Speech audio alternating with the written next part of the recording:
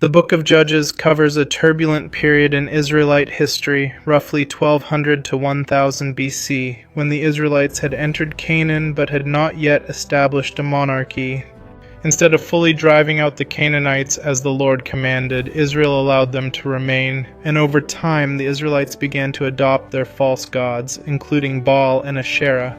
This led to a repeating cycle described in Judges chapters 2 and 3. The people would abandon the Lord, fall into captivity under enemy nations, cry out in repentance, and then the Lord would raise up a deliverer called a judge to rescue them. Once delivered, Israel would eventually fall back into the same pattern. This cycle is a warning to us about the danger of spiritual complacency and an encouragement that the Lord will always respond when we sincerely return to Him. One of the most inspiring figures in Judges is Deborah, a prophetess and judge in Israel. In Judges chapter 4, Israel had been oppressed for 20 years under the Canaanite commander Sisera and his 900 iron chariots. Deborah summoned a military leader named Barak and delivered a message from the Lord. Go to Mount Tabor with 10,000 men, and the Lord would deliver Sisera into his hands. Barak hesitated and said he would only go if Deborah accompanied him. Her response showed absolute confidence in God. She agreed to go, but told Barak that because of his hesitation, the honor of the victory would go to a woman. As the battle began, Deborah commanded Barak, "Is not the Lord gone out before thee?" Barak charged down the mountain, and the Lord routed Sisera's army.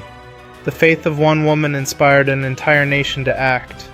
In Judges chapters 6 through 8, we read of Gideon, who was called by an angel of the Lord to deliver Israel from the Midianites.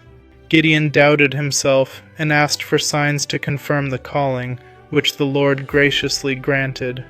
But the most striking part of the story is how the Lord reduced Gideon's army.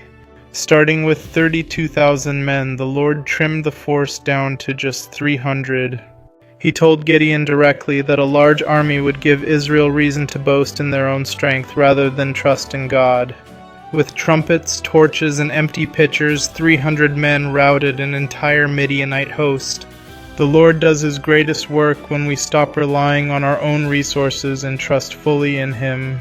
Finally, Judges chapters 13 through 16 tell the story of Samson, a man born with extraordinary potential. Before his birth, an angel told his mother he would be a Nazirite, set apart unto God from the womb. The Nazirite covenant included abstaining from strong drink, avoiding the dead, and never cutting the hair.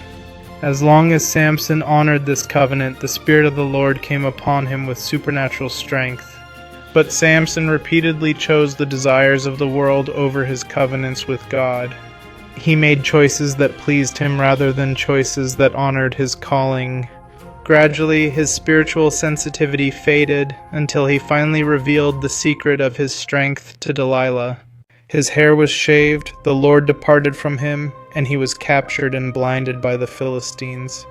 Yet even in his final moments, Samson called upon the Lord one last time, and the Lord answered.